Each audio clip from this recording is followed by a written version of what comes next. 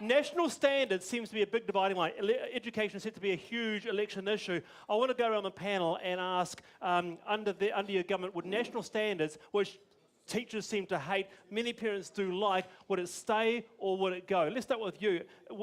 Would you scrap national standards or not? No, I wouldn't. I think that the balance comes down in favour of parents and parents being able to have good information about their child. Does it work, do you think? Does national standards work? Well, I think it is working. I think that nothing's perfect, but I think giving parents good information about their children's performance is a positive thing. All right, so in under a month's time, if Labor came in, would you abolish the simple reading, writing, maths, the national standards? Absolutely, because they're not national and they're not standard. The Ministry of Education did an independent study of national standards and found that actually a lot of those results were wrong. That data's not worth the paper that it's written on. But parents can understand it. When you had your report and I had my report, all wishy-washy, waffly, national standards, parents can understand it. The best thing parents can do if they want to understand how their kids are doing is have a discussion with their kid's teacher. How long is that going to take? They'll get much, much better information out of that than they'll get out of national standards. Under Greens, would you abolish national standards? Very divisive topic. Yeah, we totally would. I mean, it's a really crude way of measuring how our kids are doing at school. It doesn't look at things like artistic expression, leadership skills, or any of those other sort of things. And it makes half our kids not achieve. But recall why it was brought in, because in the OECD, our kids were being failing. Our kids were declining each time. And it's gotten worse. And I had worse information under national standards about how my kids were doing than I had previously. But anyway, you can just go and talk to the teachers. They're actually people. They're really happy to give you an update on how your kids are doing. All right, Chris, you've heard that. Why stick with a system that, after all these years, doesn't seem to be working?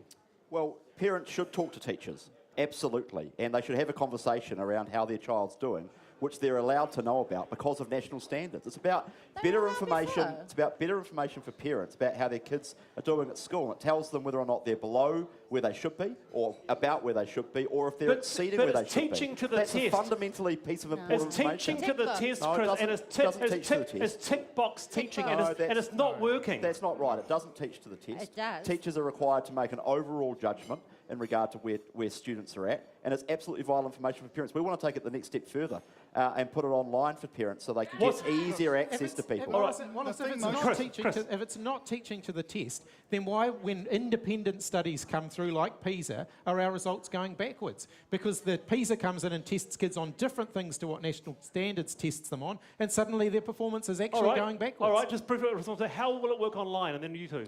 Well, actually, national standards has shown that we've got a big capacity gap when it comes to maths teaching and maths amongst our young people. And that's why we've announced a big package of investment to get better quality maths teachers in our primary schools. This is a response to Labor's... It wasn't working under Labor. National brought this in to try and get the literacy and numeracy up. I think the bottom line here is simple. Parents want to have good information about how their kids are doing, so then they can engage with their teachers about where they need to improve. I can't see a problem with a system that gives parents that information. I can't see a problem with But a it system... doesn't, we hear behind me. Yeah, look, It doesn't. this is about giving the parents that first cut of information that tells them what their kids are up to, so that they can then have a more substantive discussion with teachers. I can't see a problem with that. Okay, let's go to that voice behind me. Yeah, well, there's a lot of vocal sort of opposition against that. Jane, you used to teach. What do you think about national standards? They're terrible. They've got nothing to do with children's learning, and they're an invalid measure of their performance and their progress. Tell that to parents. Does it work better going back to A, B, Cs? You know, sort of, I don't know, judging children like that, I guess. No, there were some valid comments up on the panel about talking, parents and teachers talking and looking at the child. Every child is an individual, and we want to focus on that. Parents are really busy, and to be honest, the teachers are really busy as well. They don't want parents lined up at the end of the day, do they? Teachers love talking to parents. They love talking about the kids. Parents love their kids. They love talking about that too. I think the key point that was made up there is parents want good information. National standards are not good information about children's learning. Well done. Thank you. National standards, yes or no? Nah, they're crap. Yes or no? No. Absolutely not. What do you think, Wallace? Nicely non-biased. All right, so who's... Hands up. A big cheer. Who's in favour of national standards? Okay.